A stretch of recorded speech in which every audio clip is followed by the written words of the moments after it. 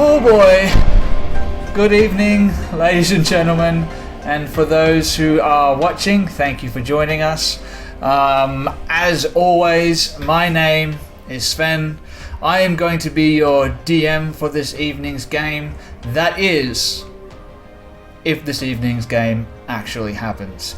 Because right now, as I'm talking, we have a little bit of a medical emergency happening in my household, and I think that requires my immediate attention.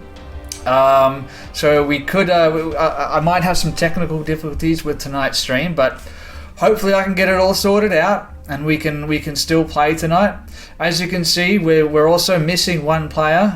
Unfortunately, Grace was unable to make it for tonight's game. She did give me a lot of warning in advance. Unfortunately, somewhere in the swirling chaos of the abyss that is my mind, that information sort of just leaked out, maybe out of my ear or something like that. So I have had to have made a side quest for tonight at the last minute. So last night I sat down and I quickly made up a side quest for these guys, and if all goes well, I'll still be able to run it for you guys, but fingers crossed. So for our banter tonight, I'm going to hand it over to Mark, and I'm going to go deal with this, and I'll be right back, and we're going to see what happens. All right, over to you, Mark. Thanks, Sven. So completely unprepared. Have no idea what we're going to talk about, but it's been a while since I've been here with these guys. I went and played a festival, so start by catching up and see if we can find something interesting to talk about. Toby, Ramy, how you doing, guys? Yeah, good. Surviving. Surviving. Yeah, Surviving. Yeah, man. Bit like that sometimes, eh? Yeah. Our characters share the same fate when we start again. Yeah, hopefully. I don't even remember where we were last time. Do you guys? Like a month ago. No, I think we ended like did we end on a rest or I think so. I've looked at my sheet and everything's topped up. Like, so I'm pretty sure, yeah, but I don't remember I remember fighting the hook horror things at the start of the last session. Oh, that's right. Someone just decapitated an orc. Don't know what you're talking about. Wasn't you? Wasn't any of us. Yeah. It was our lovely barbarian. To be fair, he had it coming. he was a bit of a piece of shit. So so yeah, and we're in that cave with all the like fungus and stuff. That should be interesting. That's right. Yeah. Yeah, but that's probably not what we're going to be dealing with tonight. Apparently, Sven's got a side quest for us, so I'm not at all concerned. Yeah, I wonder how a side quest is going to work. We don't really have anyone to give us a side quest. I'm interested to see how it's going to like play in. Yeah, like maybe it's backstory stuff, but then we all only met, so how can we all be in the same backstory? But then Don't have any ghastly things following them. Well, the backstory. Maybe suspicious nose and quiet there. I have a nemesis. Serethor has a nemesis. So it's entirely possible that dude could show up, and maybe Grace. Yeah, like I don't know if he's going to use it, but Serethor. So part of his religious order is all about like. As I've mentioned, dealing with threats from beyond the planes, and because warlocks have a tendency to make pacts with malevolent beings, because they don't care about benevolent ones, like celestials and fae and whatever that aren't here to cause trouble, they're fine. But anyone that is, his order's meant to purge them and send them back where they came from. So warlocks and his order don't generally get along because, as far as he knows, most of them serve malevolent entities. So it's probably good that he doesn't know that Lady Aethera is necessarily a warlock. She's just a spellcaster. Like, exactly. Learn that love best of life. Yeah, that's all he's seeing, because he hasn't seen any hint of anything beyond just what would be magic, right? Like, cool, you can cast spells on your weapon and make it do cool shit. That's not unusual. I can do that too. That's all she is. Yeah. And so part of it, like once you get chosen for the order, which is a whole big other thing, You go through a year's training, then you go out with your mentor for a year, and then you're supposed to strike out on your own. And right before he was supposed to do that, he and his mentor had met up with his best friend from home, who was a cleric of their order, and her mentor, and they'd gone to free this village from this warlock dude, and they got their asses handed to them, and his friend died in the process. So that's a whole big thing for his backstory, that may or may not be something Sven could use. And if this warlock dude turns up, like he was Best friends. Yeah, right. He was an orc My warlock. friend. Yeah. Oh, that would be great, wouldn't it? Just be Lady Thea's twin brother. I'm pretty sure I said he was an orc. But yeah, Serathil, his people even have words. I need to look it up because it's been a while, but like specific curse words for warlocks. I'm just going to Legends. look up my backstory because I've forgotten what the words are. Yeah, totally. But no, not at all. Totally, but no, it's fine. No, because it's not racial. It's still a slur, but it's not racial. Because warlocks can be any race. True. A very inclusive slur. Yes. Yeah, it's like, like where you have slur words for certain jobs. It's more like that. Yep. It's kind of like calling them the help, but it's much worse. Where is it? That's the order. Does Lady Etheria have any sneaking little creepers trying to court her or any of the sort? Oh, Just nah. She wants to be here, so it's all good. Just loving life right now, just vibing. Love and life, vibing. Exactly where she wants to be. Here it is. The plan didn't go as well, like as intended, but she wants to be here. This is the place to be. Here it is. I found it. The Gentalashar is the name of his order, and so the enmity for warlocks is so strong. Gentalashar have their own derogatory slang for them: smear, as in smears on the soul of the blessed. A warlock who is bound to a fiend is also sometimes called fell smear. Well, Yeah. So I'm wondering if anything like that might come out down the track between Serathil and Lady Ethera, if there might be problems. just depends where I get my powers from. That's it. Like, I have no idea. In character anyway. You're a Hexblade, aren't you? Yeah. So Shadowfell. Yeah. So that's a bit like, I know most things on the Shadowfell aren't usually great, but I'm also aware that the Raven Queen has something to do with some of that stuff in some of the background of it, and the Raven Queen isn't exactly evil, so it might be okay, depending on what kind of Hexblade you are. The all inspiring, get all the power and control the world, of course. Ah, right. So that could be a problem. And I've got my little minions, which are you guys, that are going to help me achieve it without realizing it. Yeah, cool. I'll just smite you right before you succeed. That's fine. I don't do anything bad with the world. I just want to enslave every race. It's not bad. No, not every race. No. Just the enslavers. So like the Drow, the Duragar, giants, all the ones that are known slavers, we enslave them. Oh, so you're So it's a actually full trying to do circle. something good for the world. Is turning slavers into slaves really a good thing? It's an asterisk next to it. Okay, so like, yeah, maybe not good, but All right. Now, neutral. It's balanced. It's a circle, yeah. Yeah. You're definitely doing something. Let's just say that. You're definitely doing something. Yes.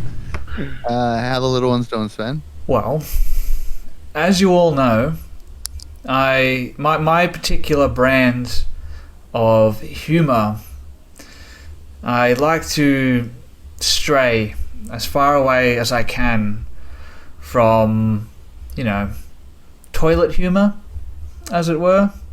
Yeah. I feel like it's just beneath me. You know what I mean? It's just It's pretty shitty for you to go there. yeah, it is pretty shitty, but I guarantee you've never seen a look of concentration quite like a 3-year-old shitting his pants sitting in front of your refrigerator. Dear. That's a whole new look of Yeah, concentration. But that was the sight that I was greeted with not 5 minutes ago. So he's currently in the shower, washing away the evidence of his crimes, in a way that Toby sort of wished he could do. But you can't wash the blood off your hands, Toby. It's there, and it's going to stain them forever, no matter how much soap you use. But that's the situation. That's the situation that I'm dealing with at the moment. So I'm going to get this game started. We're going to see how far we get before I have to take another break to clean up that messy situation and see if I can get him to bed. Now, that kid has a habit of eating just about everything, and I can see his belly is like a little soccer ball at the moment. So it looks like I'm going to be up for a long night. So, Oh dear. but I mean, if I'm going to have a horror night like that, I am at least grateful that I get to share it with the Crit and Miss community. So thank you guys. It's amazing. No worries. Hopefully. Oh no. Sorry, Fuck this it'll be dude. right back. I just closed the program that I shouldn't have closed. Oh no! You realised that I'd finally sunk down to toilet humour. I've grabbed the lowest hanging fruit, and you're like, nope, I'm out. I've done my my university course. I've got my high distinction. These guys are no longer on my playing field. Oh, by the way, thanks for joining us, Nathan. Good to see you there, man. For those who don't know, Nathan is a good friend of mine, and he is actually one of my players for my very first campaign. Oh, cool. Hey, Yeah. man.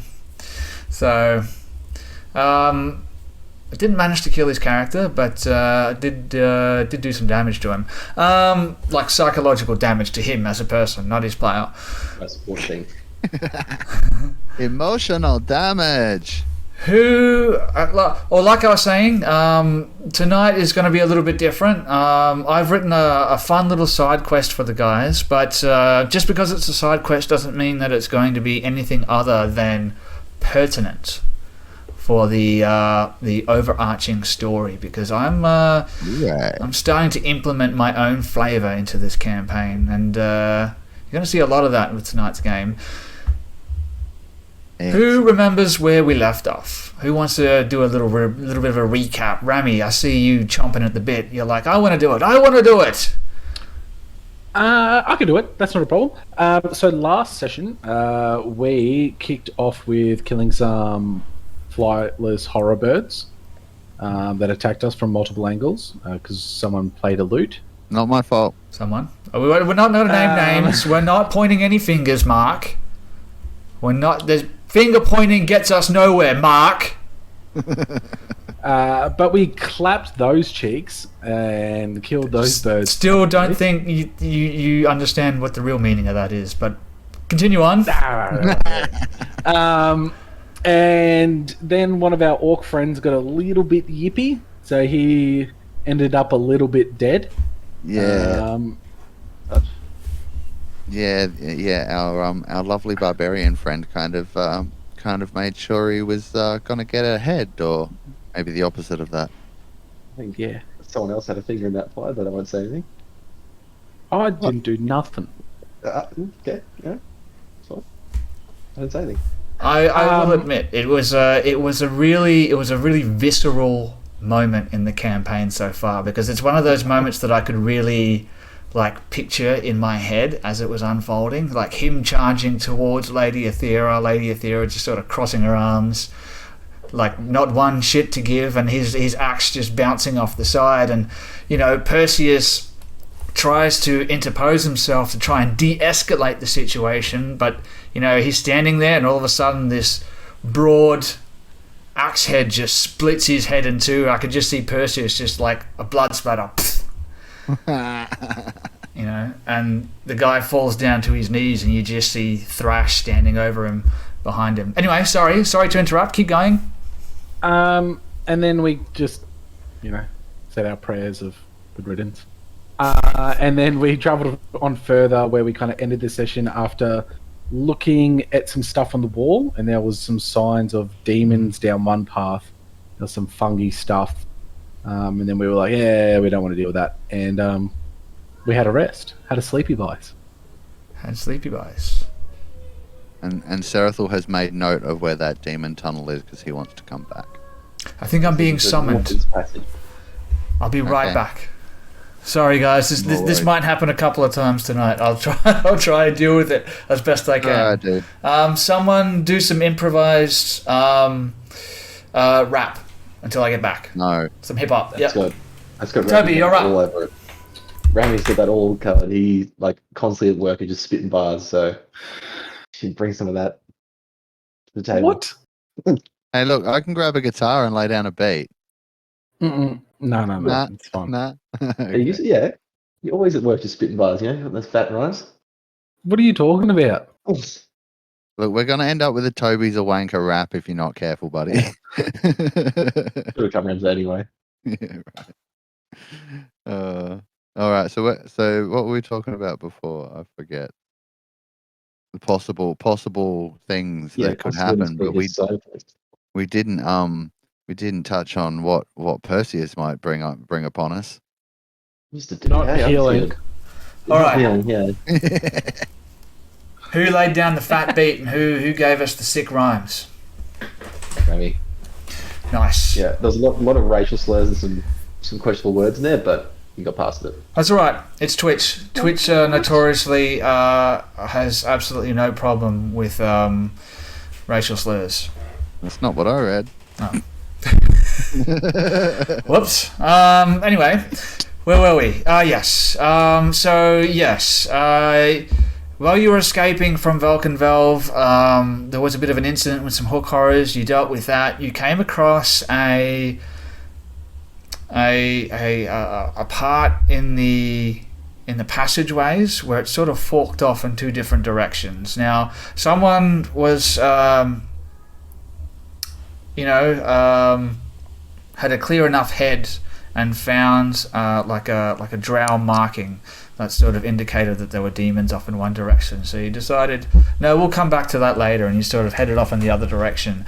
Now, this all happened sort of after the whole incident with Ront being killed, so you guys travel for another, hour and a half, something like that. And the mood now is a somber one. There were, Ront was no one's best friend, don't get me wrong.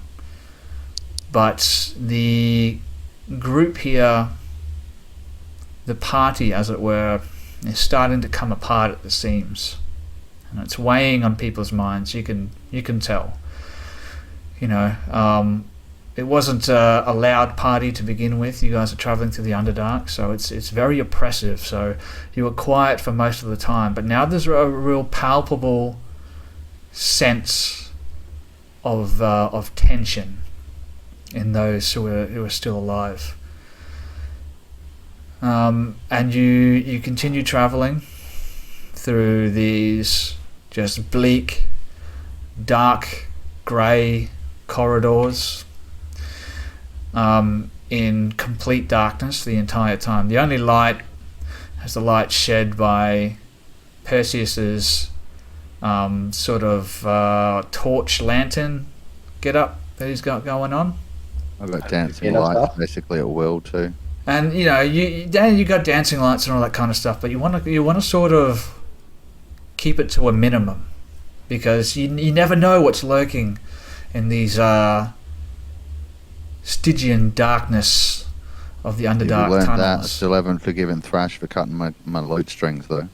Well, I guess that's going to be something we're going to have to resolve when she gets back in a couple of weeks' time. But that might be adding to some of the tension at the moment, at least between the two of them. Is like I'm more shitty about my lute strings than Ron. Yeah, and that's probably not the only thing. Tell me what's going through Athera's mind at the moment? What's her goals at the moment? Just explore, have some fun, meet some people. Well, I mean, This is a party. you're definitely doing that. You are meeting people. They're not lasting long, but you have met a few new people. What about Perseus? Now, in the previous episode, in the fight with the hook horrors, you sort of had this. I want to call it like a religious moment during the fight when you cast a spell, when you cast your Thunderwave spell, I think it was. You heard this. You heard this like deep baritone voice in your head. You're not even sure if you really heard it. It was just like a brief second, and no one else reacted to it. So, what's going on with Perseus?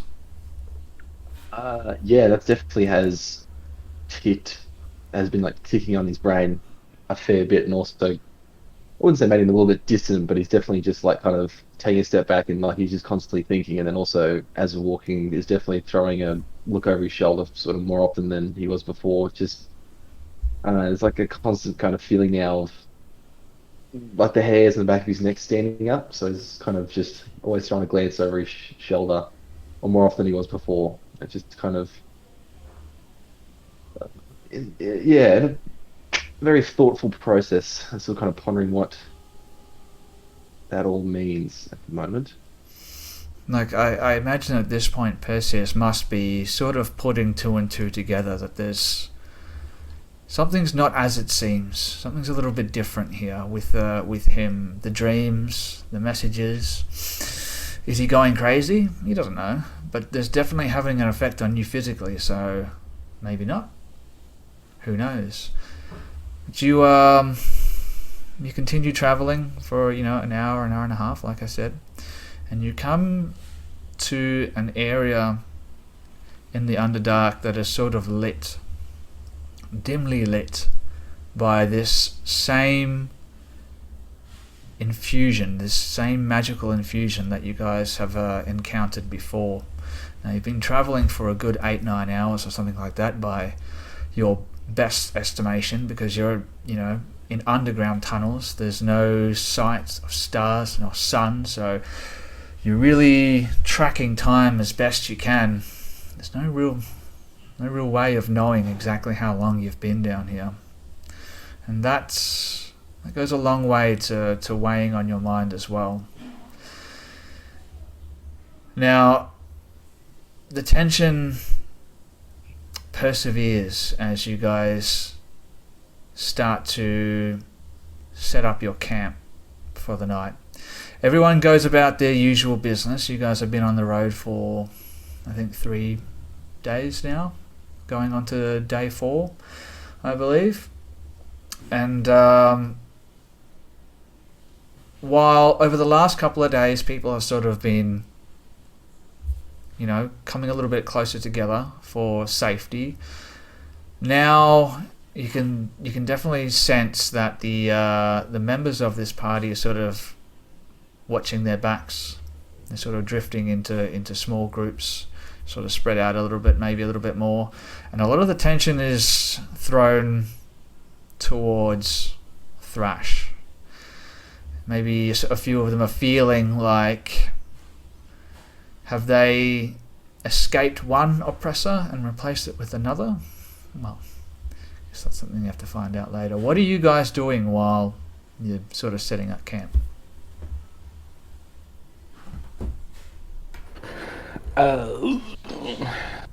Seeing the tension, I'm going to start doing like the friendly Karen and handing out like bits of food, like rations of food, and be like, "Oh, here you go, good day, good day's work," and like patting people on the shoulder, making it very obnoxious.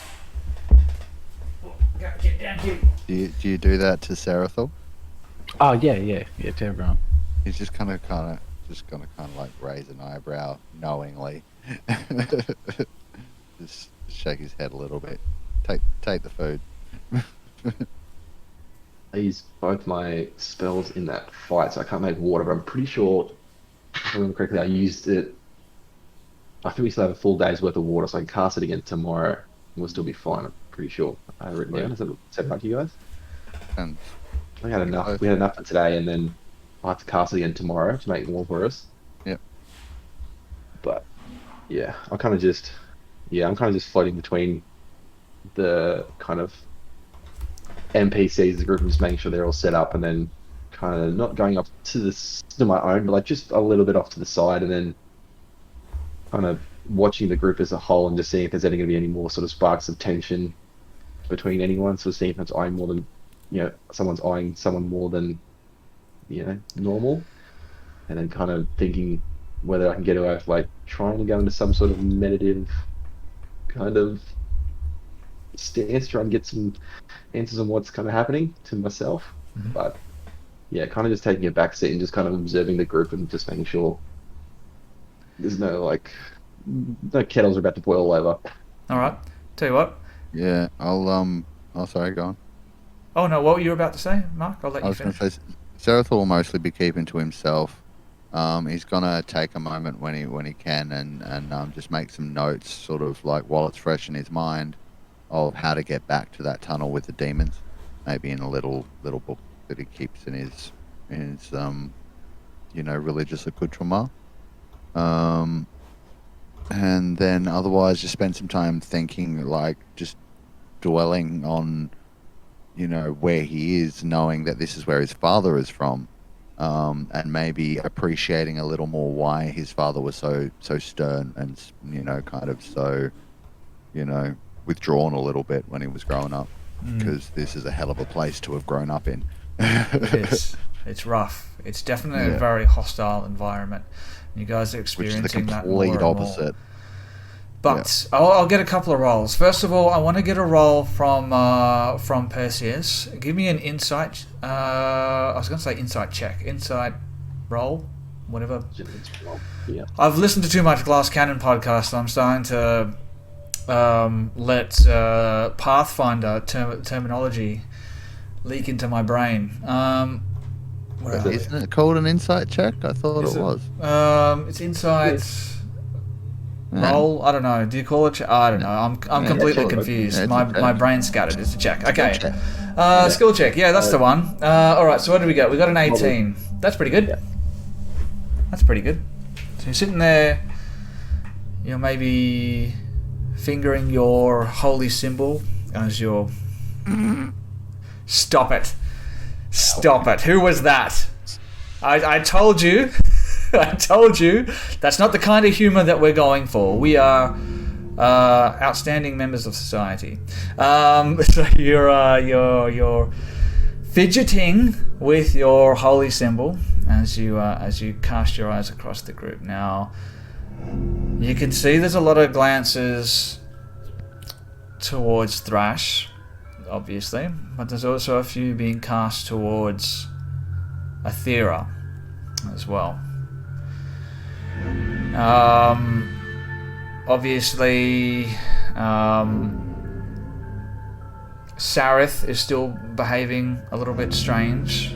He seems to stop and sort of go completely blank and sway sometimes, but you're sort of getting used to that sort of weird behavior at this point.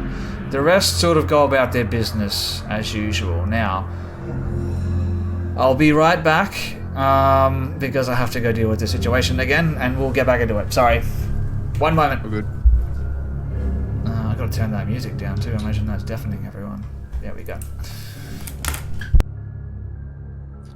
Yes. What's going to happen? We're all going to blow up and kill each other. Let's just get rid of all the weak ones and let the strong live. Full Viltrumite vibes. Full battle royale, and then we'll just see who wins.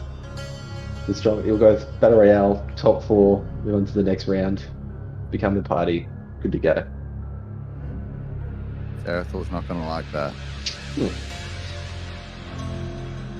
Everyone gangs up on the women and children first, and then we'll move on to the stronger fighters. Even we have a cleric, but he's got no religious training. God damn it. Yeah. The world's black or white, you know. Very blunt. And yeah, I mean, it's not black and white; it's shades of grey. Well, yeah. yeah. So for Probably us to similar survive, we might need to get rid of the weak. I don't think Just- that means we have to slaughter them all. Like, It's just natural. are we actually natural having order. this conversation around the campfire or what? Just telepathically, just things everything. But no. Let's the three of us get together and talk about this because this could be a problem. Well, the orc was a dickhead for one. He was over aggressive. He would have left anyone else to die, and he decided to attack first, and we lawfully defended ourselves. I mean, I agree with that part. It sucks that he's, was such a dick. It's I'm sure we could have dealt with it without actually killing him, though. Well, I was kind of and ahhing putting my scythe in his back during that last fight, so this was just a natural progression. Right. You guys are going to be troublesome, aren't you? He was being troublesome. I He mean, wasn't a team player. That's fair. That's fair. But well, I suppose it's not really my concern. I mean, you are from the material plane after all. It's not my job to police your behavior. Yes, I am from there. Should we roll So off? shit, I don't need to. You know, bother with that, or? I'm gonna roll. Dude, inside. brother. Just like. It's like a natural one to be like, yeah, no, she's bullshit. Here it comes. Doing it on my phone tonight, guys. Technology. There's an natural one.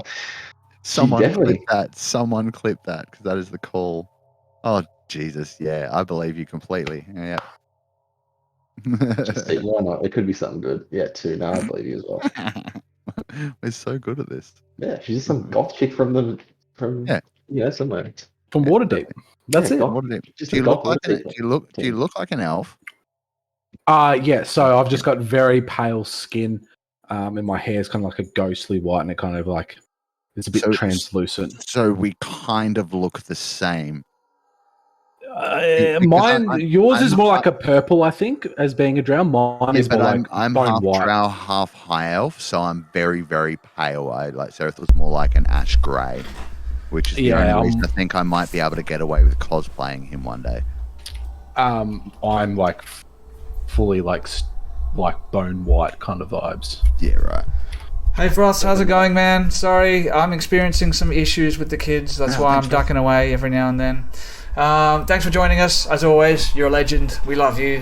Where were we? What was I saying? I needed to check. We just had a little in-character conversation about what was going on while you're away, and during that, Aethera told a bit of a porky to Serathil, but we decided to roll off and see what happened, and then Percy made the call that I was going to roll a natural one, and sure enough.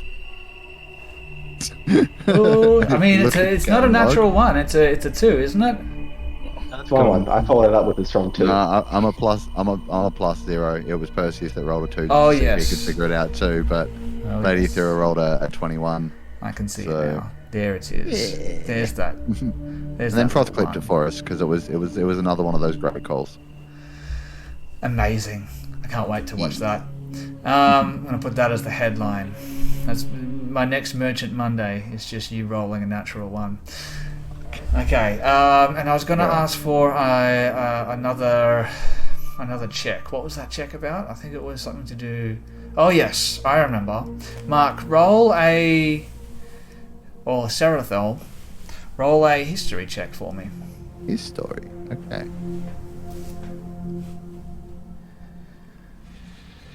On a memento. Okay, this thing's not cooperating. I'll do it the old-fashioned way. His story. There.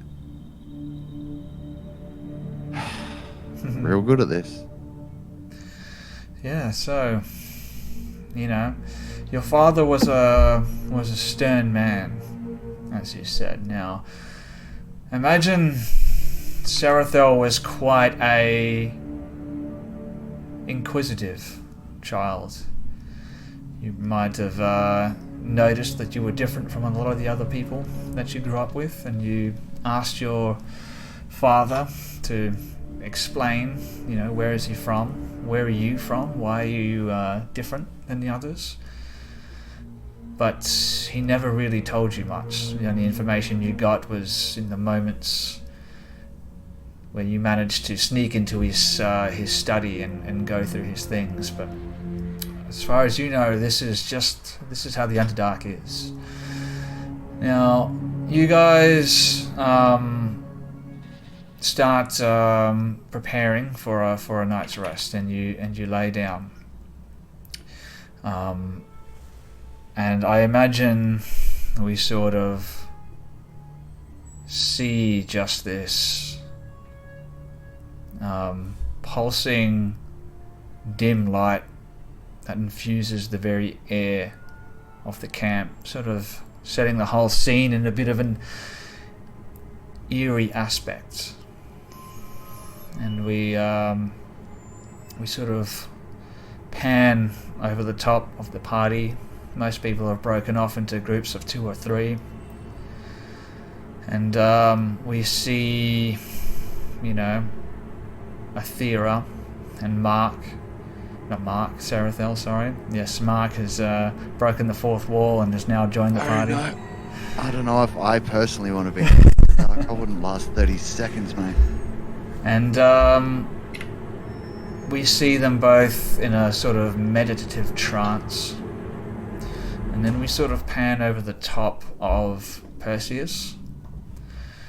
And we slowly narrow in on Perseus. And we can see that his rest is not quite as serene as you would imagine it would be. Now, this is a hostile place, of course, but at some point, exhaustion sets in from combat, long days, long hours of traveling. But he's not resting peacefully. It's a fitful sleep. And we sort of keep zooming in onto his face, and we can see his eyes moving rapidly behind his eyelids, and we continue to zoom in until the almost make contact with his eyelids, and we go to black. And we open back up again. And Perseus, you find yourself somewhere else. You're not sure where. You're not sure how you got here. But you look down and you can see you're up to your ankles in this just deep, dark water. It's just reflecting like a mirror. It's so placid. And you look down and you see your hands. Everything seems normal. Maybe a little crackle of electricity between your fingers as you rub them together. You look up and you see that you're surrounded by a dark grey fog. It wasn't there just a second ago, but it's there now. You can hear a distant sound of thunder, like an approaching storm. The wind starts to pick up. The cold water at your ankles begins to whip up against your exposed skin. And now when you look around, you can see flashes of lightning illuminating the dark clouds that are gathering around you. What do you do? Do I still have my weapons? I can think the first instinct I'll do is reach for my sword. It's still fixed to my hip. You reach down for your sword. There's nothing there. It's almost like a knee-jerk reaction at this point. You've been so on edge over the last few days that you reach down for your sword and it's not there, and you look down again and you realize that you're as naked as the day that you were born.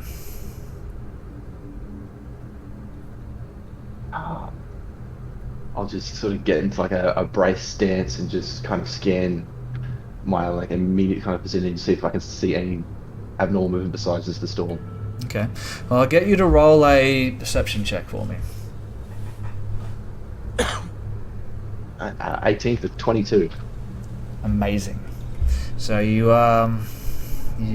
brace yourself a little bit as the wind starts picking up, and now some rain begins to fall as those dark grey clouds begin to envelop you, and you sort of shield your eyes against the stinging rain and look into these dark storm clouds, and you feel like you can see the silhouettes just lit up momentarily by those flashing bolts of lightning in the dark grey clouds.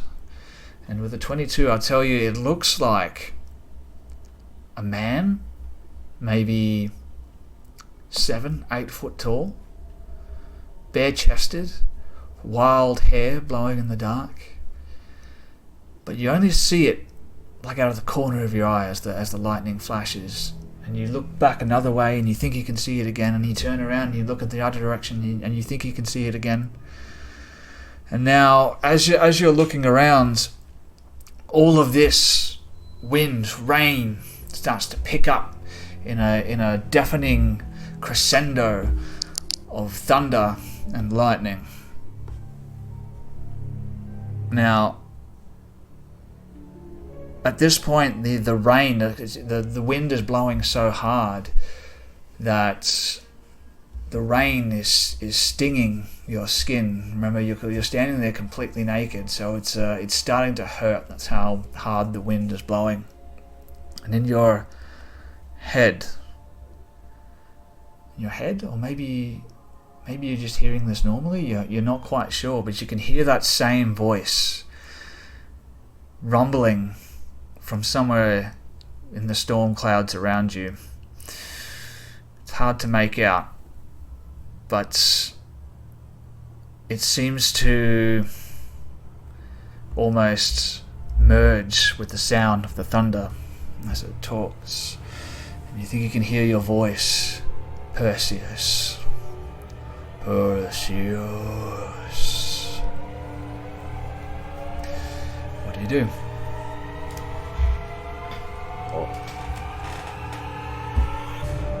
I'll just call out to the storm, like, what do you want from me?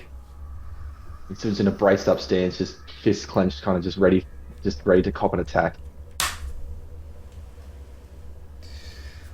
As you say that, the loudest crack of thunder that you've ever witnessed just almost opens up the sky overhead, and now you can see it in front of you, that same figure that you thought you could see in the clouds earlier. You can't make out the features, but you can see that this is a man, 7-8 foot tall, beard, and like long hair just whipping in this gale force wind.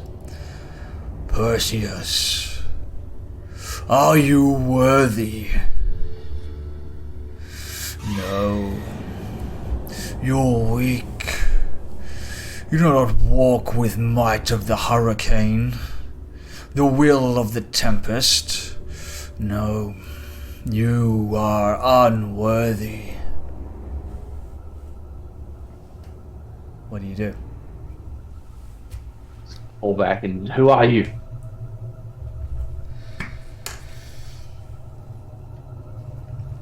Me, I'm worthy, you're hiding in the eye of a storm. I am beyond your ken, mortal. I am your sire. I am the storm. I am the chaos that wreaks destruction.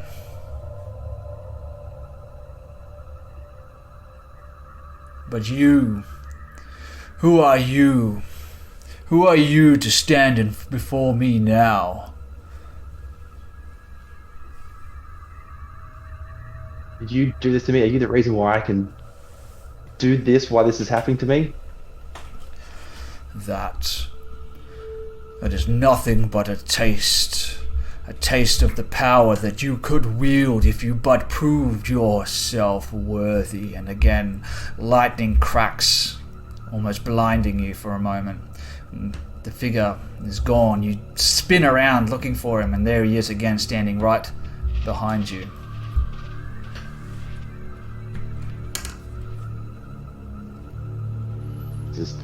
just brace, like I'm just not gonna hit, but just in a fighting stance, ready to I'm just on edge and ready to feel like he's about to hit me, so I'm just gonna brace, and as a reaction, kind of just wait for him to attack first. Give me a wisdom saving throw.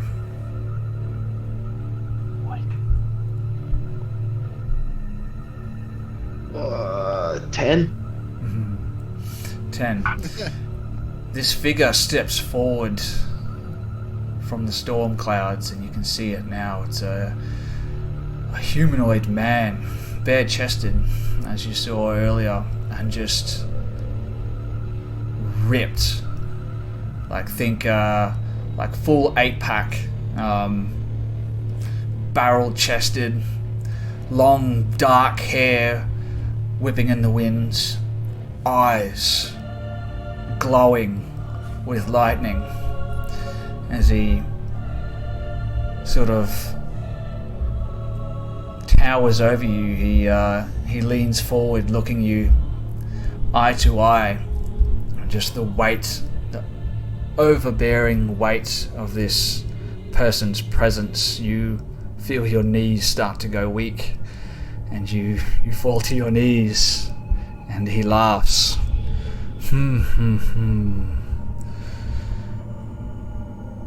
Yes, I doubt that you will ever prove yourself worthy.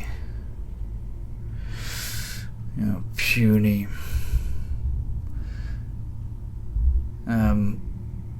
The downpour will batter you into supplication. But maybe you can. You look up at this figure. What do you say? How?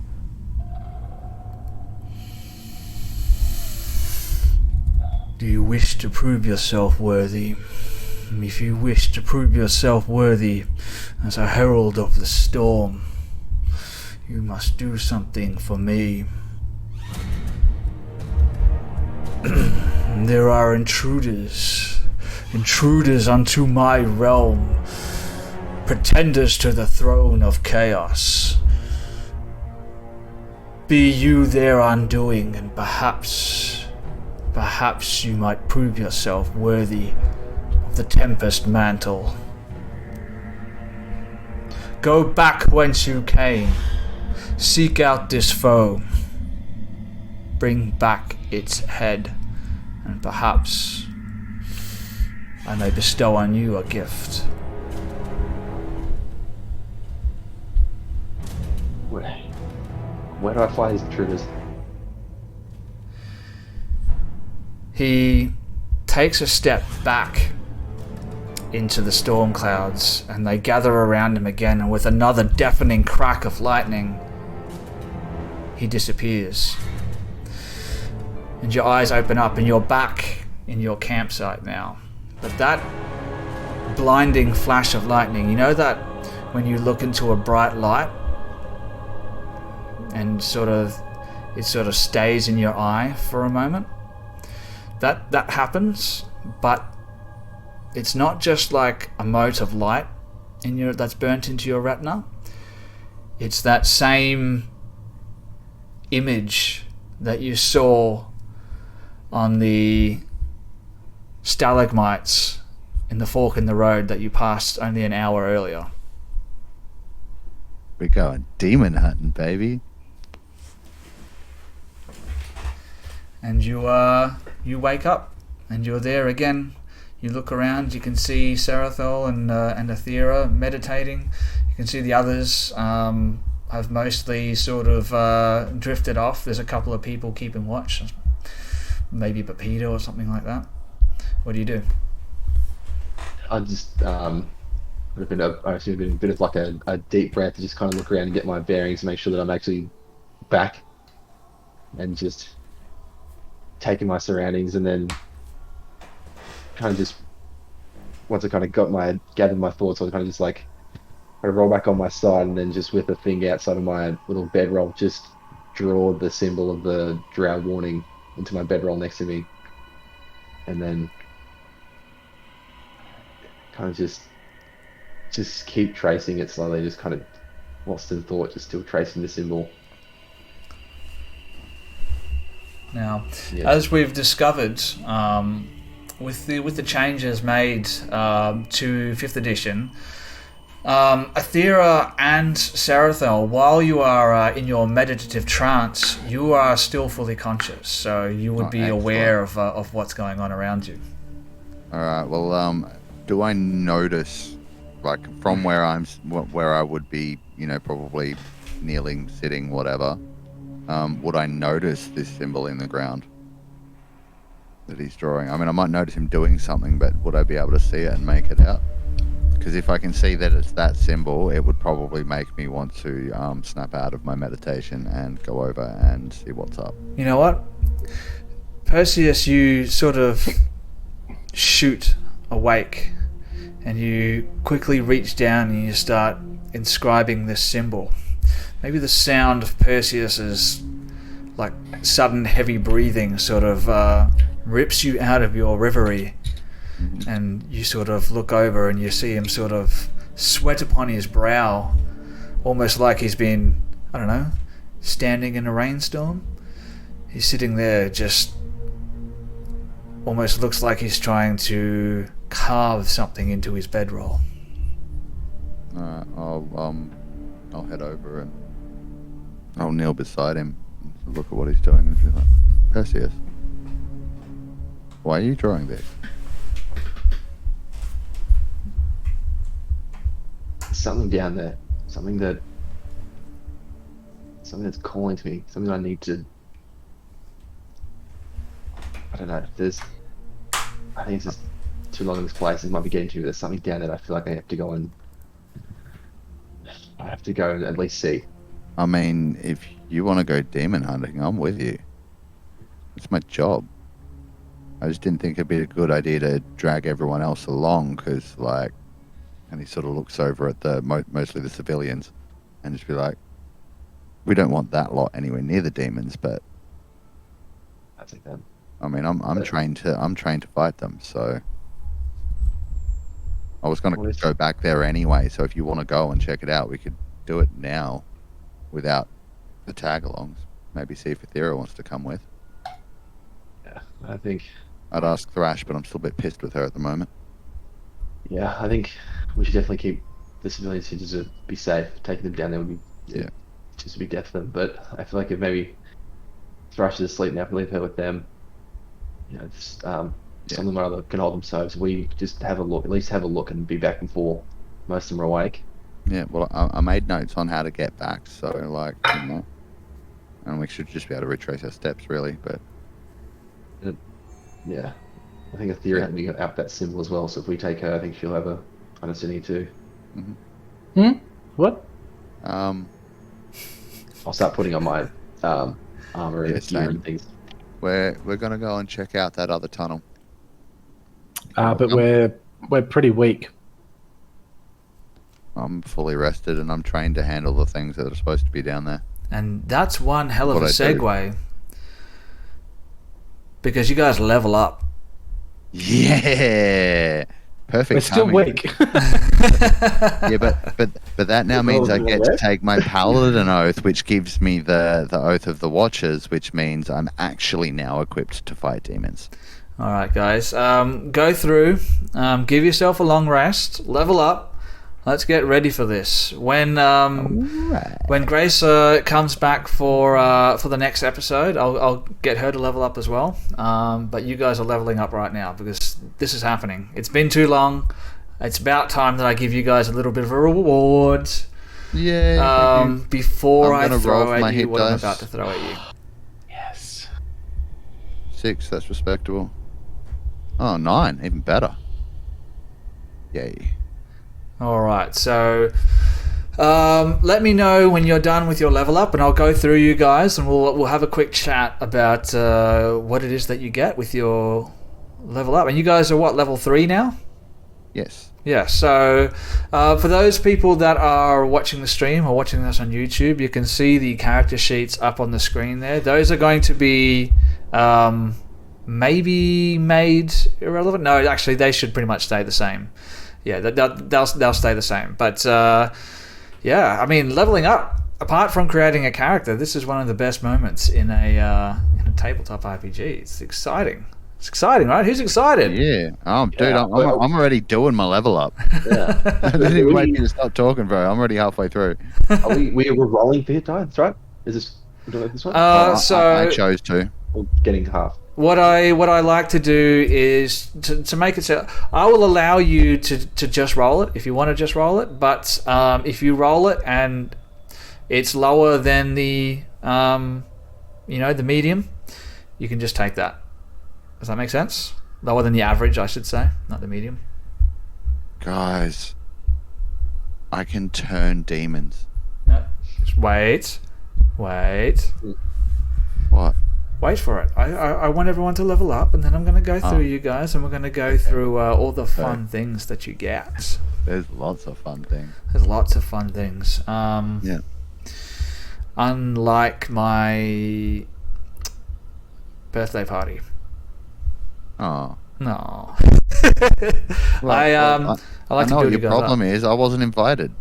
Well, there you go. Maybe if I have a birthday party this year, I'll come play you guys at can it. come along. My plan is to go over to the island and hang out on the beach because I do love myself a good beach day.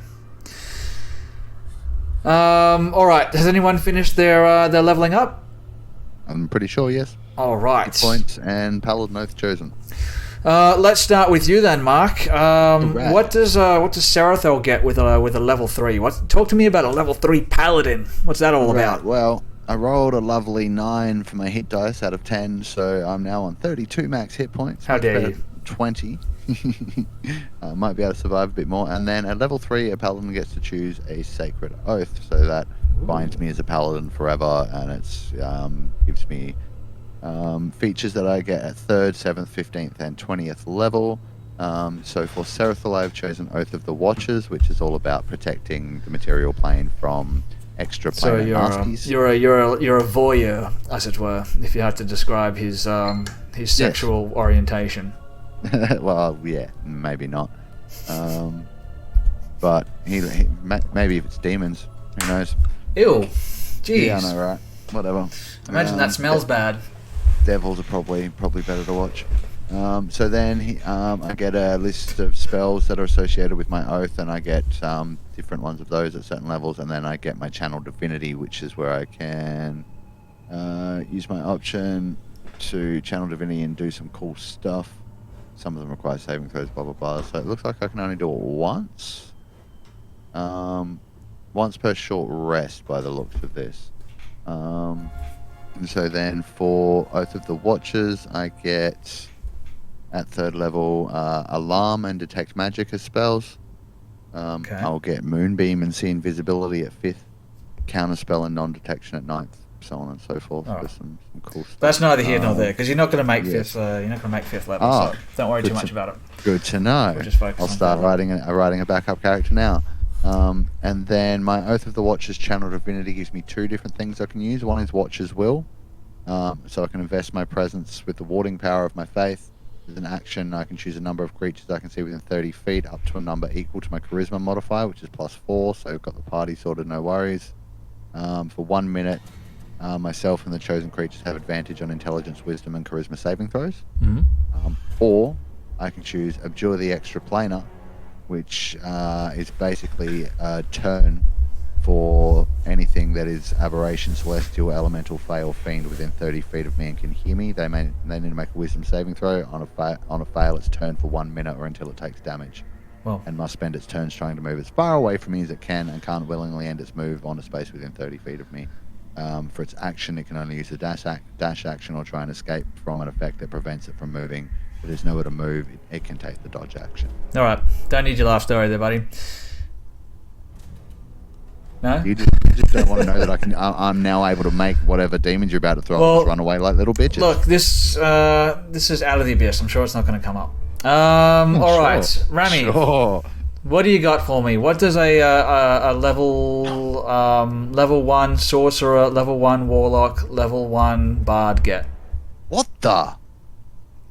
No, I just took one into Warlock. So level 1 wizard, level 1, level 2 Warlock. Okay, didn't take that level 1 bar dip. Nah. No. Oh, I mean, I would appreciate the extra heals. No. That's Toby's job. all right. So second level Warlock. Talk to me about that. Yeah, so I get another spell slot that regenerates on a short rest. I took Wrathful Smite, and I also got my Eldritch Evocations, which gives me 120 dark vision in magical and normal darkness. And then I also took Agonizing Blast, which lets me add my Charisma modifier to each spell shot of my Eldritch Blast. So Okay. All right. I like nice. it. And that'll be my last dip in Warlock. Last dip in Warlock, so it's Sorcerer from now on. What did you roll Wizard. for? Oh, Wizard. Yeah, sorry. What am I talking about? Not going to take a fighter dip? No. What did you roll for your health?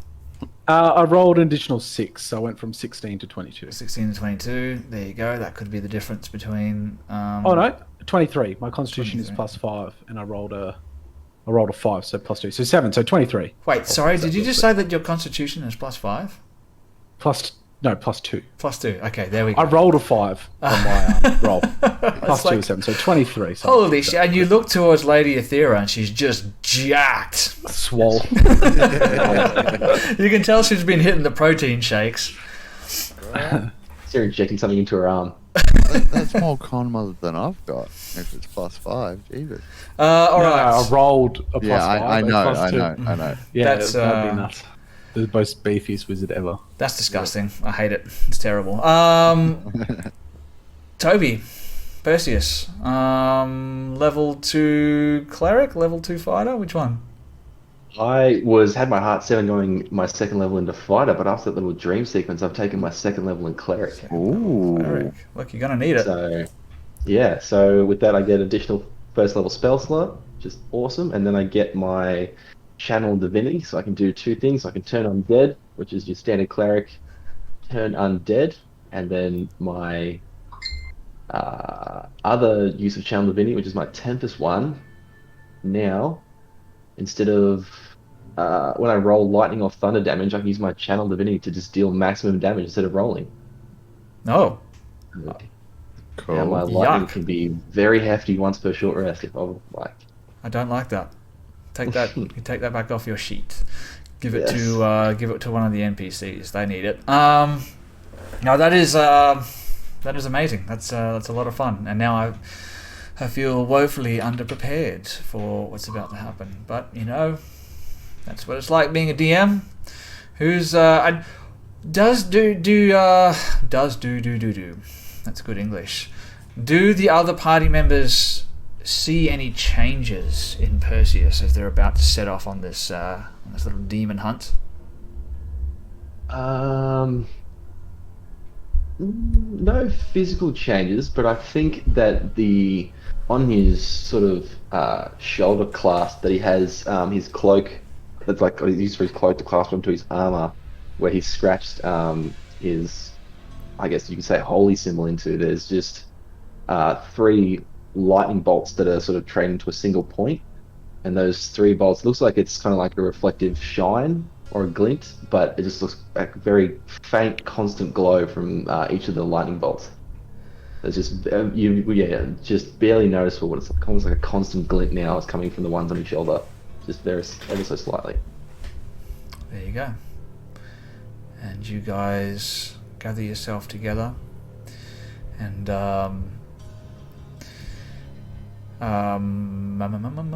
Eldith approaches you as you're leaving, and she sort of asks about where you guys are going, and you let her know what's going on. You're heading back. You feel exposed, having something unknown behind you. So you're just going to go check it out. So you head back the way you came, and you come to that same fork in the road, and you pass that same stalagmite, and you spend another 10 minutes or so just traveling along more of these narrow stone corridors. And you know what? Let's take it to the map. Alright. Alright, so now I need to change the map for you guys. Oh, yay, I get an extra spell slot this level too. That's excellent. Ammo. There it is. Okay, let's add some tokens to the fray. Oh, I need to zoom in. That one. Lady Aethera. Man, there's so many characters here that are not part of this. Okay, Perseus, there you go. And Serathel, there you go. You're all there now. Okay, so you travel along these unremarkable stone corridors, 10 foot wide or so, until you come to a sort of a right-hand turn in the corridor. Now, no perception check needed. You guys can hear what sounds like bubbling and hissing from somewhere up ahead. But that's all you hear. What do you do? I might move up to the corner so I can see further and chuck out a divine sense while I'm at it.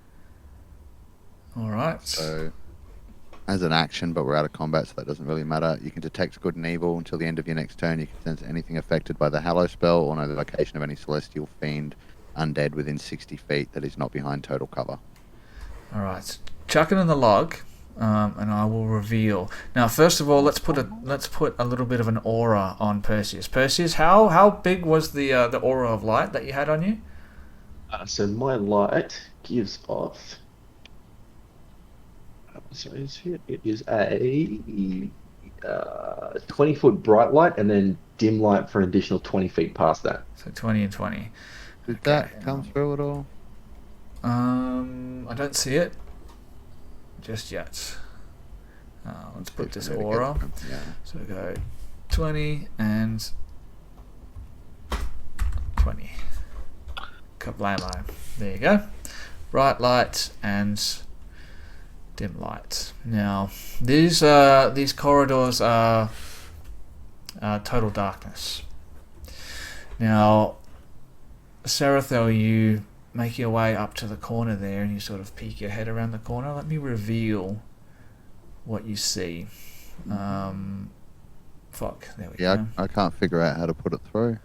Oh, okay. Well, I'll just reveal this and then we'll go over that and we'll see what you see. So you can see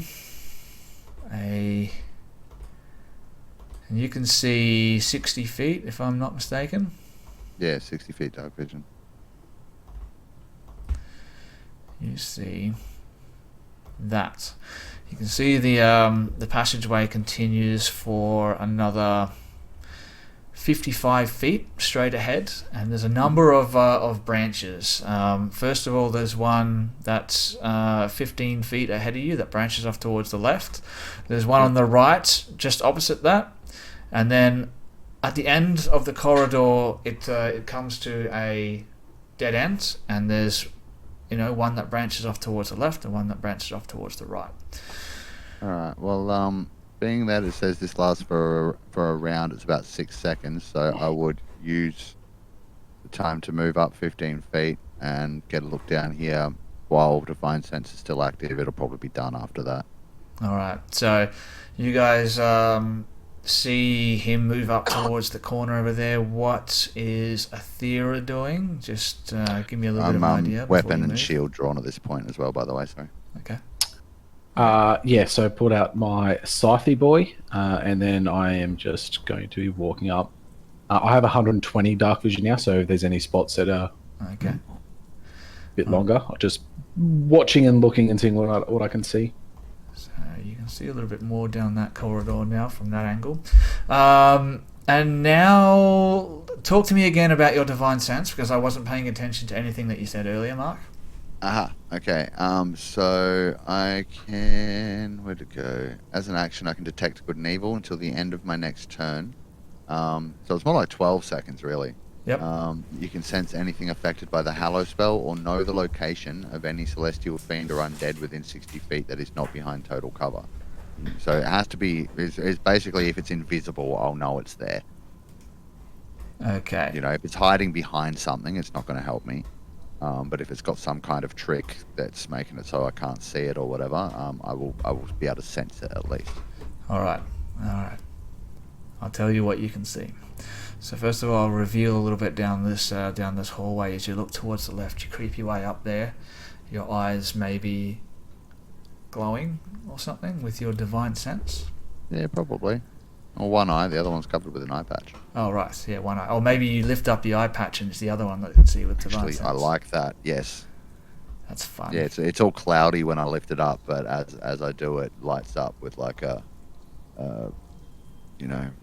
yellowish kind of glow. All right. So the first thing that you can see, that you notice this straight away. There seems to be. Let me just have a look at my notes.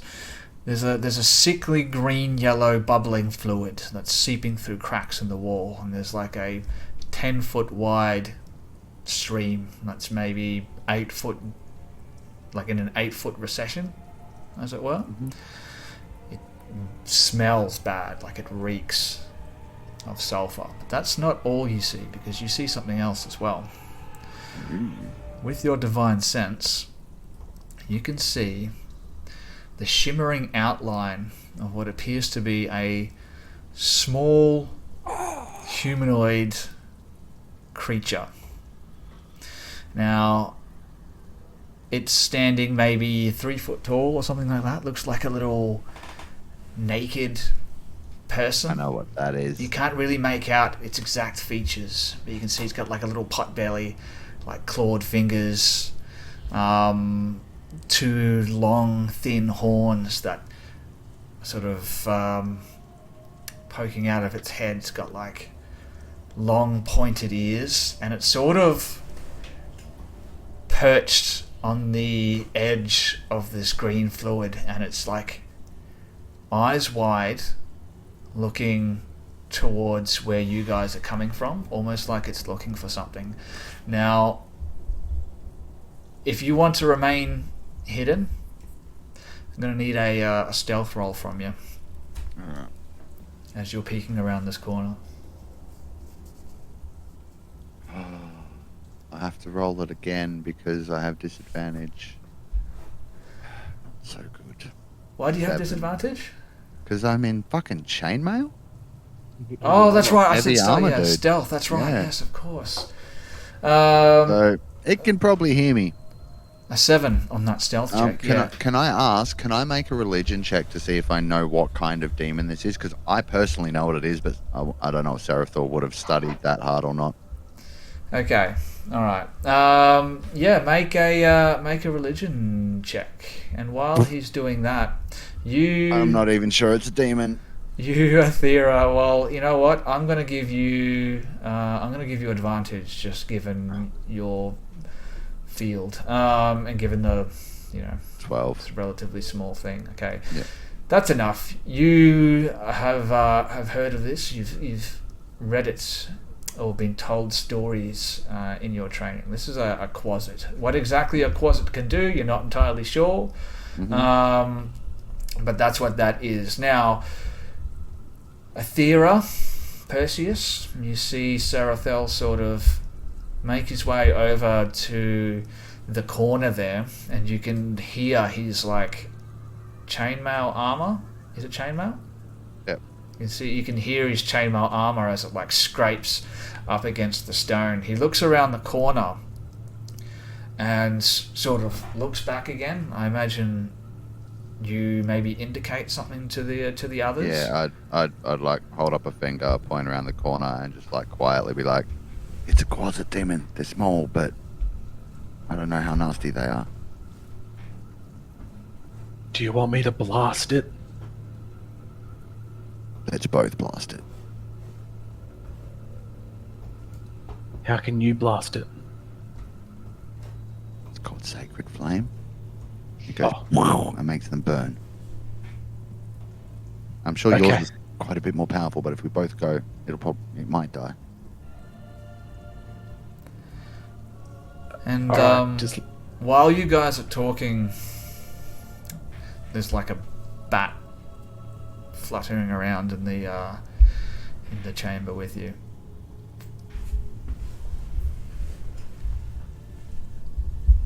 Trust this bat either. And the bat sort of just flies off down the hallway towards the north. Yeah, that thing was watching us. I don't know, but that's just my hunch. Shall we blast this closet then? yeah. Right. I'm gonna step around the corner. Yep. I'm gonna just like get ready to like hold my shield out and try and sacred flame the bastard. Okay, so I'm going to hold you I'm right gonna there. do it stealthily as well. Try to sneak out. I'll tell you what. Hold it right there. I'm going to allow Perseus to sort of put himself somewhere within 5 feet of you guys, if he wants to move, or somewhere towards the south of you guys. No, I'll just stay where I am. You're gonna stay where you I are? know that my light is definitely a hindrance, especially if they're like, I can see them trying to be like, if they're like talking whispers and trying to be quiet. I don't want to walk up to them, be a light, and be like, hey, what's going on?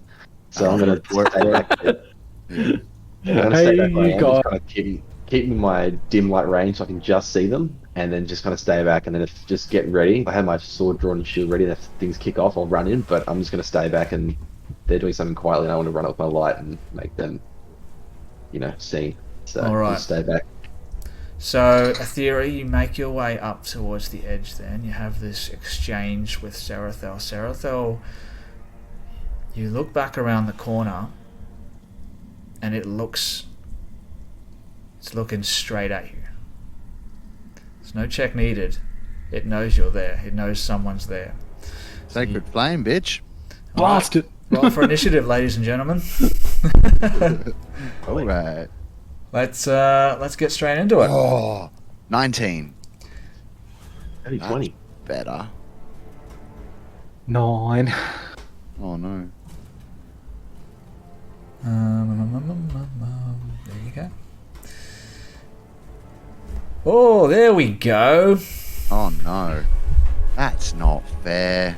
That's fun.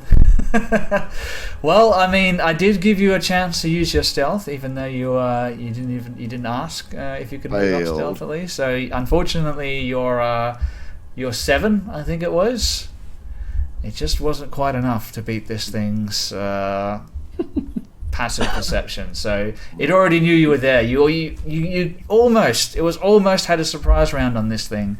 All right, so you step out, and I imagine this is all happening sort of in slow motion. You guys are backlit by the light cast by Perseus's sort of torch that he has going on, and you step out around the corner.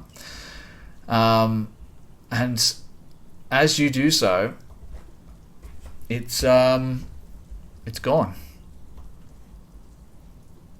I mean, it's gone. It's gone. The thing's gone. Can I roll something to try to? Because I've stepped out and seen it. Did it like cast a spell? Did it just disappear? Or you can't actually see it. Only Serathel can see it. Serathel, you step back around the corner. Unfortunately, it rolled the highest initiative. You step back around the corner, and it's gone.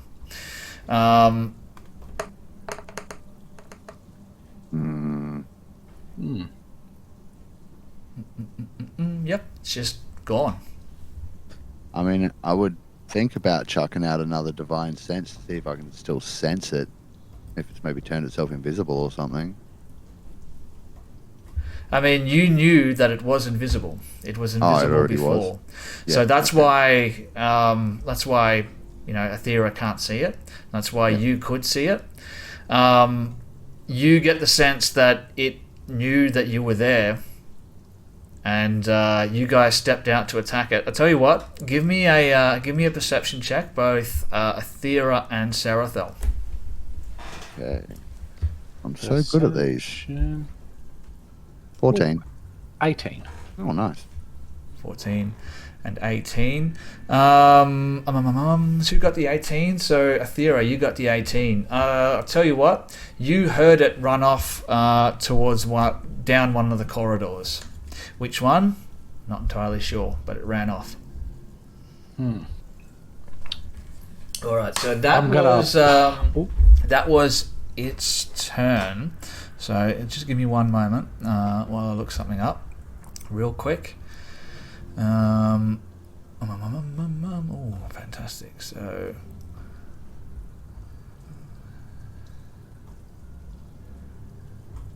yes, okay, all good. You're right. What do you want to do? So we're going to go to Perseus. It's your turn. No, I didn't. It didn't like make a screech and fly away. Did it? It just went away. Like it didn't go like and run away. It just was just. It just took off.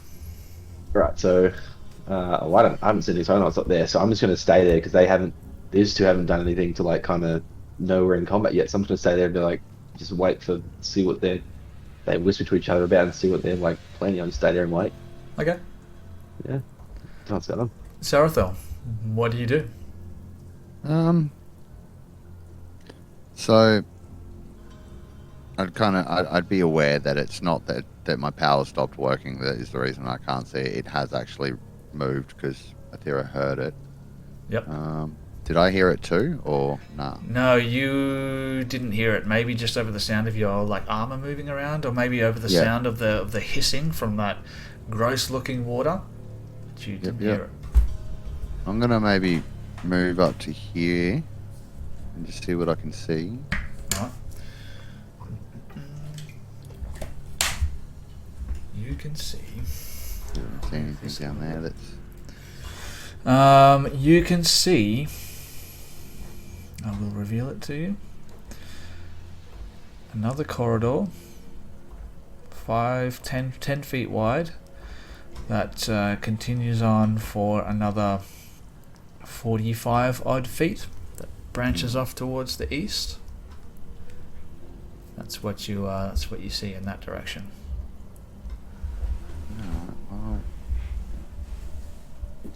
I don't know. I guess at this point, I'll sort of put my back to this corner here, hold an action for if anything comes through to attack, and just sort of call out loud enough for Athera to hear me, but not so loud that I'm going to let the whole cave know we're here. Just be like, it's gone. So, like, what do you think? Which way? I don't fancy jumping over the slime in this armor. I'm going to point upwards and then to the left. Yep, alright. And so I'm holding my action here, so that'll be the end of my turn. We'll wait for Perseus to move up, and just in case something comes charging us from one of these corridors. Alright. That'll be me. And then, Athera, it's your turn. Okay, I'm going to move up into the center here. And then I'm going to hold my action to shoot an Eldritch Blast at any enemy hostile that might come running towards us or doing something silly buggers. And Thrash comes running down the corridor. Bam! You shoot her.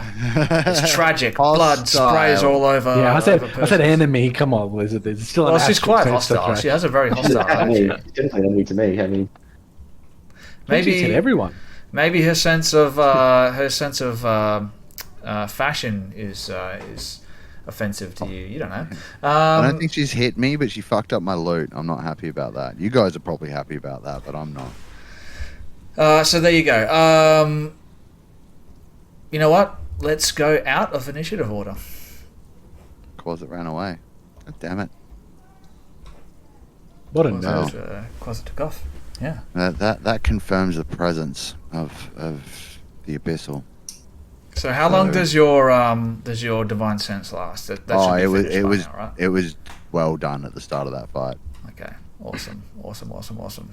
I have 4 more. Okay. Yeah. I'm going to hold think my. they're- Oh, go on. Sorry. I think they're more intended for use in combat with things like that turning invisible. Yep. It'll still give me a sense on where they are. All right. How do you I'm guys going want to to proceed? hold my Eldritch Blast in my hand still, concentrating on it, and Yep. then release it at an enemy if I see it. Okay. All right. So if we go into initiative order, regardless of what you roll at the beginning of the combat, you can choose to cast that if you wish to Yeah. do so. Yep. As a reaction. Yep. Yep. That'll be essentially your standard action for that round. So you can do that straight away when it comes to your turn. You've already used your action. Does that make sense? I thought it's a reaction on held actions. Is that how it works? Was I like? I always thought a held action was your actual action. Yeah, it's your action.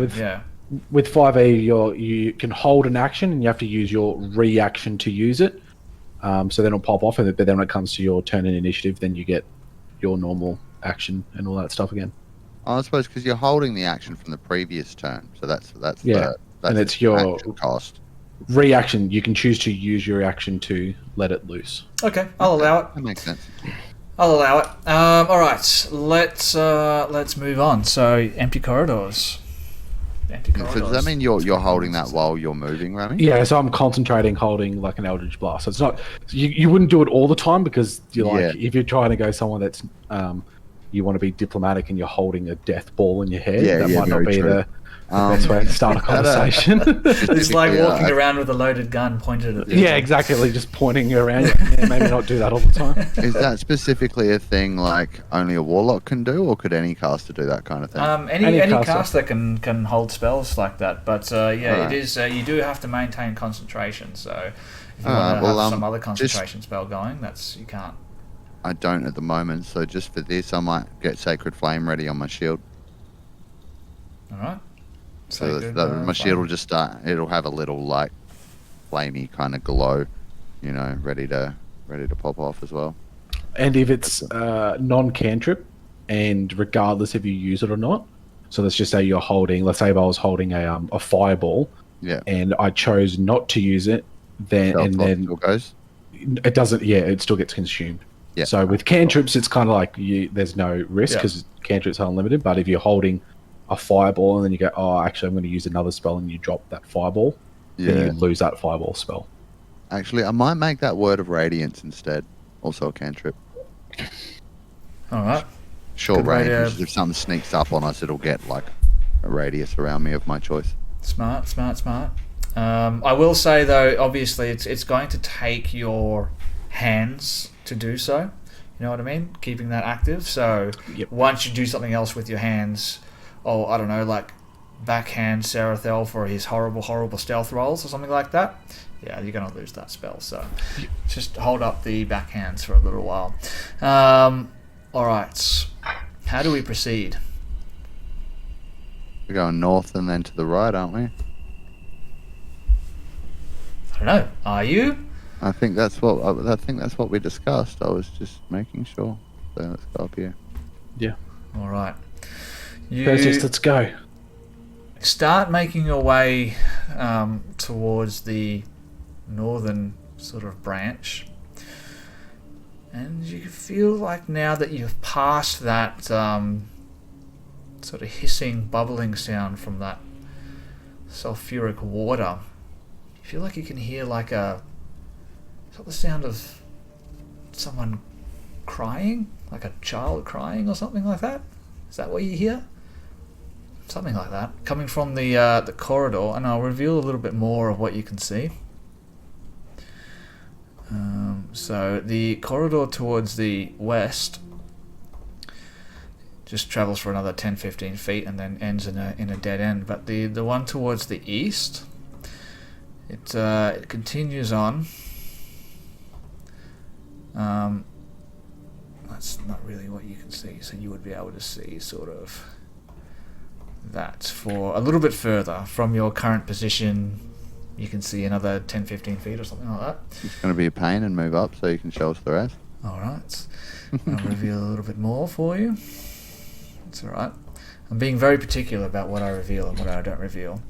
Made this map last night, guys, because of the unfortunate technical difficulties that we had with the Versonia files. I don't know if anyone saw that.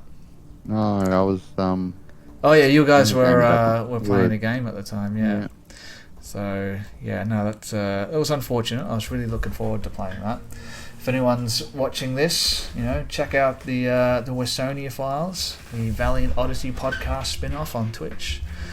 I am a player in that, so if you want to see me roleplay, check that out. So you get to the end of the corridor there, you look towards your right, you can see another corridor, but it widens to about 15 feet wide, and you can hear that sound.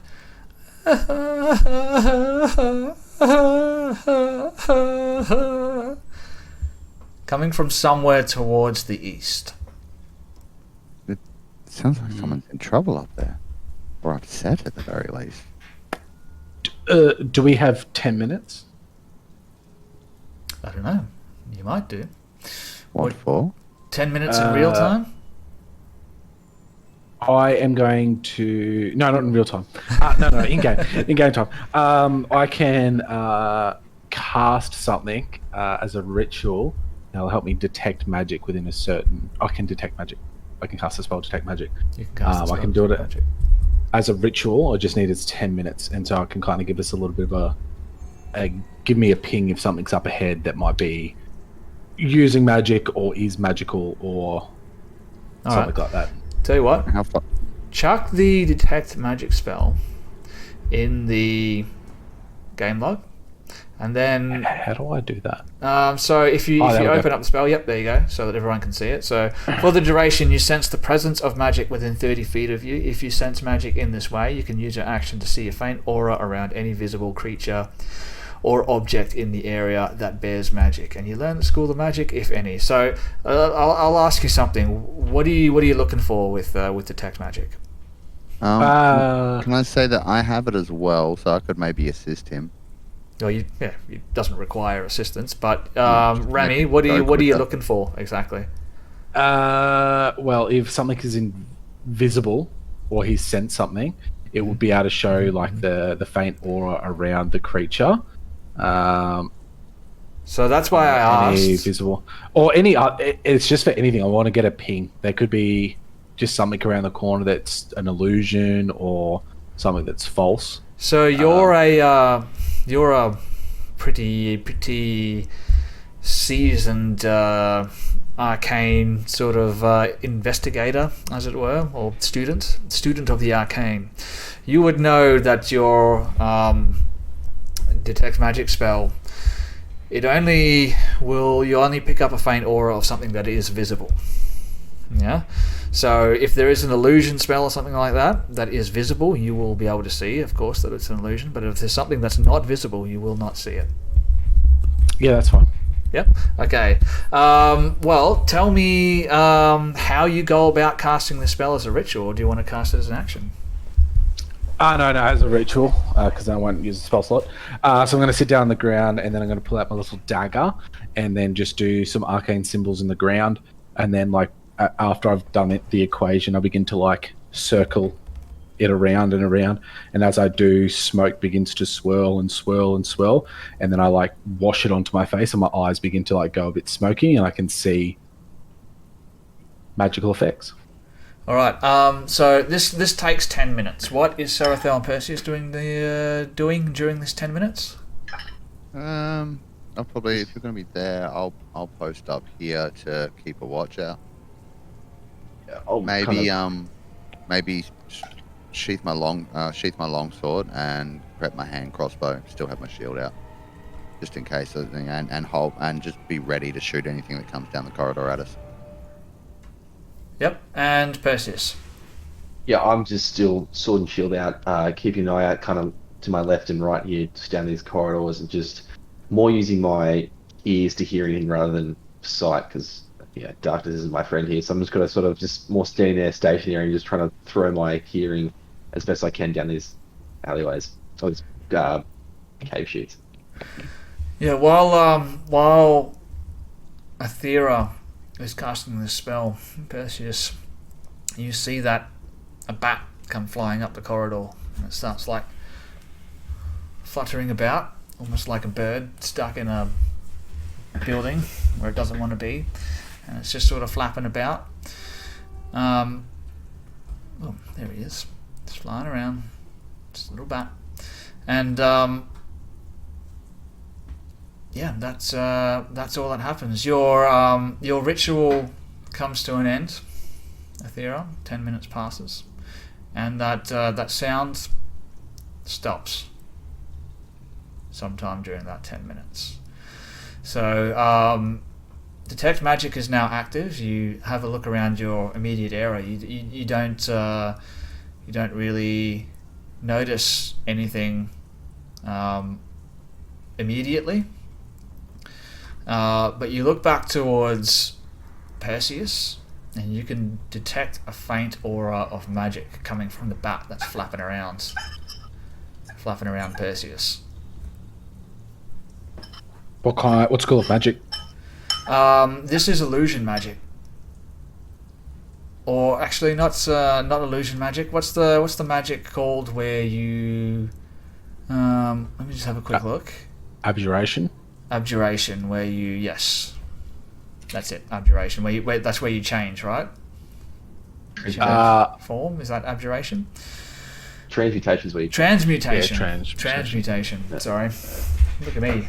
I'm a professional DM, aren't I? Alright, so transmutation. You're getting an aura of transmutation from this bat while it flaps around Perseus' head, and it's sort of starting to get like more and more annoying.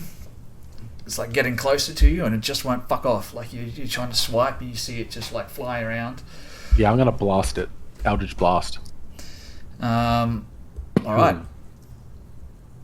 Roll for And I kind of like do look at Perseus, and then try not to note it, like don't be too obvious that I've noticed it, and then turn and face the front, and then turn around real quick and like from the hip, whack. All right. Eldritch blast. I'll tell you what. Roll a deception check for me. Oh, I've rolled that. 7. 7. All right. Let's roll something for my bat. Does my bat notice what you're doing? Let's find out.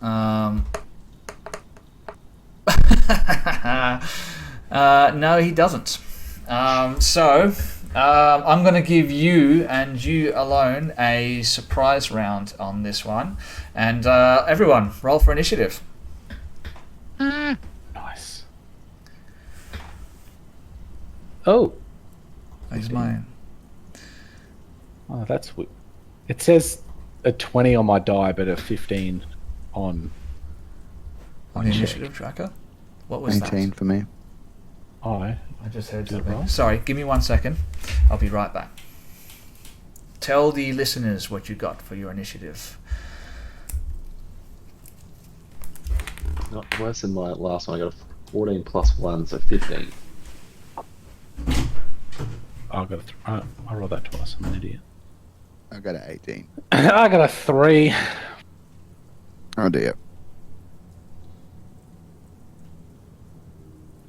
It's just a little bat. It's a transmutated bat. An arch druid in disguise. Yeah. Probably. Well, whatever he is, he's going to fall right on top of you, Perseus. Oh, I need things in close, otherwise I can't see him. Yeah. No, you can Shoot see in the dark gun. now. You can see in dark now, can't you? No, I've just got my Hobo Gandalf stuff that's like giving me light. Okay. Yeah. But Yeah. can't you see in dark now? No. So you shoot the bat out of the sky, and then I'll bite its head off like Ozzy Osbourne. Ah. That's the way to do it. It's all the way over there. As long as it turns into like a vampire, I think we should be alright. Nah, we'll take a vampire easy. It's a vampire. With our single actions and low HP. Alright. 100%. Okay, sorry, I just heard a loud banging noise. I had to go check out what it was, make sure one of the kids didn't explode. Okay, initiative. What have we got? We got an 18 for Serathel, we have a 15 for Perseus, and we have a 9 3. for... No, 3. A 3? Oh, Yep. let's change that to a 3. There we go. All right, let's add my bats to the initiative tracker. Or actually, let's resolve your surprise round first, Lady Aethera, because Well, seeing as I'm an expert gunslinger, because I just drew from the hip, I'm going to run down to here, and then as I do, shoot it with an Eldritch Blast. And now, because it's surprise, I get advantage. So I imagine you're moving down there as part of your deception check. You sort of saunter over there. You sort of fly casual. You're like, Yeah, and then just boom, and then bam. give it a nicer. yep. Yeah, give yourself advantage on that one. 25 25. Yeah, that's going to hit my bat. for 8 damage, force damage. For 8 force damage. Let's have a look at my bat stats. 8 force damage. Well, if that doesn't kill it, it's no ordinary bat. Yeah, that's a thick boy bat. No, yeah, you fucking smoke this bat. So you saunter over there. You hear the words of Han Solo. I don't know, fly casually, and you make your way over there, and you draw from the hip, and pew! And this bat just fucking boom, just explodes. But just for a quick hot second, the bat sort of changes shape as it sort of explodes, and instead of bat wings and little bat snout going flying around all over the place, it's sort of like these weird little green gangly arms and legs, and like 2 little horns fall down and clatter to the floor like smoking. That was the closet for sure. And as that happens, I am going to... Yep, so that one is in fact dead. So let's just reduce... That's 0 health points. Let's not add him to the combat tracker. But let's add something else to the combat tracker. That's alright. I'm still sitting with my hand crossbow pointed down this other corridor waiting for something. Okay. So...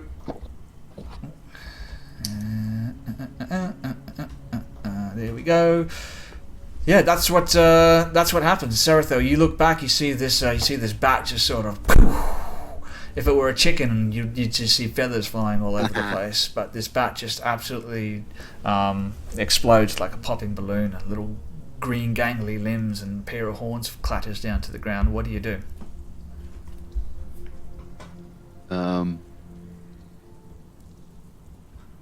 This point, I can draw a weapon as a free action, and I can put one away as a full action, right?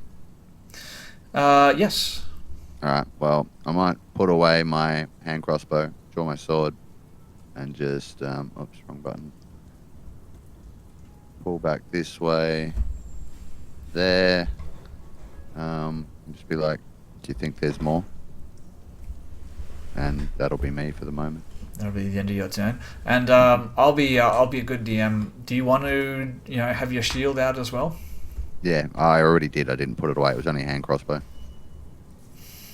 Yeah. So it's not two-handed, a hand crossbow? No, crossbow. No, they're little, like, hand crossbow. Yeah, but how do you reload it? That's what I want to know. How do you reload I a wasn't hand crossbow? going to. It was already loaded. I was going to shoot it and then drop it if I had to.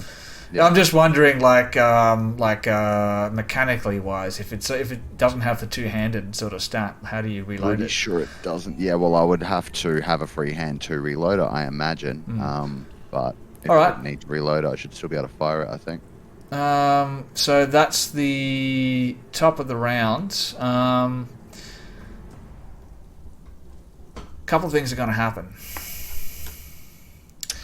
Are they though? Yeah. Oh boy. Ouchie. Alright, it'll go to there. Because Galgura's coming in the corner. in the hallway to the north, from where you were just standing, another one of these creatures suddenly materializes. And you turn, like you can, it sort of, there's like this sound as it materializes. Serathil, you turn back towards it and it just goes, and I'm going to need a, what do I need? A wisdom saving throw from you. Wisdom save. Excellent. Is this at all a charm effect? I would say that this is a fear effect, which is Okay. different. 11. 11. God damn it. Are you sure it's not a 10 or a 9? I'm sure. Well, An 11. damn I don't it. get any I'm proficient at wisdom saving throws, but I still get no modifier because my wisdom is 6. All right. That's what happens. It runs around the corner. You turn towards it. You look at it. It's like, and then it just turns back and runs off again. Oh, bloody hell. Yep, that's what it does. Over here. And next up we have Perseus. Yeah, I was about to turn and then reply to Dareth when that thing came out, so I would just see it and then just bolt after it using my 30 feet to get to there. Do I see it? All My right. little. If it's outside that yellow part, I wouldn't be able to see it. So, a couple things are going to happen. So just Awesome, unreal. um, Straight into the mouth of a dragon. stay Fucking demons. stay right there. Oh. Actually, I only move 20 feet and go back 10 feet because I'm there. Yeah, that's how it works. All right. So you can see that little creature has run back around the corner, but as you come around the corner, my creature's held action Which is happens as a reaction, just like you were talking about, Athera. Another creature suddenly materializes, and only Perseus, only you can see it. So I need a wisdom saving throw from you as it suddenly materializes out of nowhere. It's like, and there's now 2 of these things standing in the corner. 22. Yeah. Yep. Okay. Wizard when I cleric, get out of here.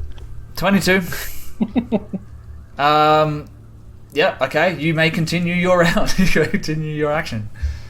Oh, I've used all my movement, the little bastards. So I will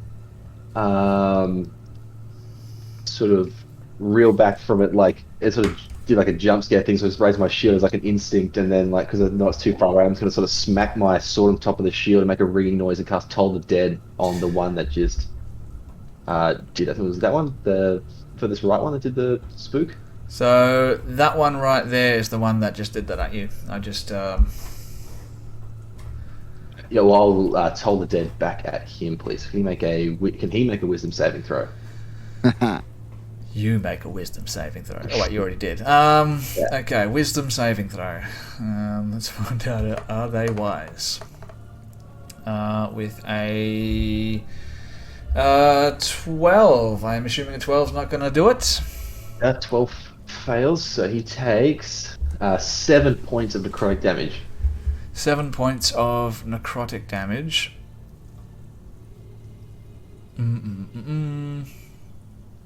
Just looking at the things here. God damn it. Alright, how does it die? It's like the ring just kind of it doesn't sound like a loud ring, but you just see its ears like kind of vibrate, and then like just blood pops out of them, and then its eyes just kind of like almost turn to jelly, and then just it slumps to the ground. It's like, yeah, you sort of see it standing there. It's like, and you strike your shield and Toll the Dead, and that exact same thing happens. So you see its ears sort of shake because they're like really long and like really pointy, and they start shaking, and then it sort of blood starts like squirting out of its ears like a I forget the director's name, but anyway, one of those horrible movies where blood squirts out in ways that it really shouldn't, and it's like, and it falls over flat on its face, dead. All right, then it is. Oh, do you want to do anything else? Yeah, just with my that's my full turn. But I'll just turn over my shoulder and be like, yeah, there's more back here, and then hold my shield just to this one. Let's mess around this corner here. That's me. Alrighty then. Next up we have. Oops.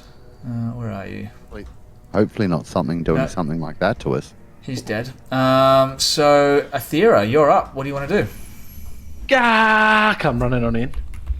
And I'm going to hit this dude with a booming blade, which is just a weapon attack. Yut. For a dirty 20. Dirty 20.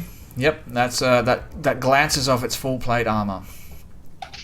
For 14 damage. And it becomes sheathed in a booming energy until the start of my next turn. How much damage did we do to it? 14. 14. Yeah, no, it's dead. Oh. Nice. Dead. It's absolutely dead. What else do you want to do? That's it. That's it? Just going to stand there. All right. Kind of like shaking the ichor off my blade. Nice. We go back to the top of the rounds for Sarathor Duskrin. What do you want to do? Alright, I'm going to move up here with these guys, squeeze through here, and I'm going to bust out another one of those things I did before. Divine Sense. See if I can sense any of them within 60 feet, just to make sure there's no more in our immediate vicinity. It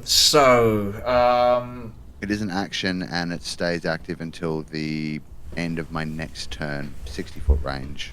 60-foot range? Yeah, you don't see anything from where you are. Obviously, you can see the 2 dead bodies, 3 dead bodies now, but that's it. Right. Yep. At least in my visual range, guys, they're clear.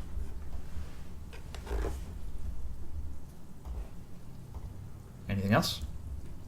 That was action. There's not really much I can do as bonus action. No. All right. Perseus, you're up. All I can see, I'm just going to keep creeping forward because I'm assuming if there's anything out there would have heard us. I'm going to move forward by 30 feet just to get to the tip of this corner here and see what I can see. All right, so I'll reveal what you can see. What does your human eyes see? What's That's your that yellow radius there? What's your elf eyes see? Arrows coming back at me. There you go.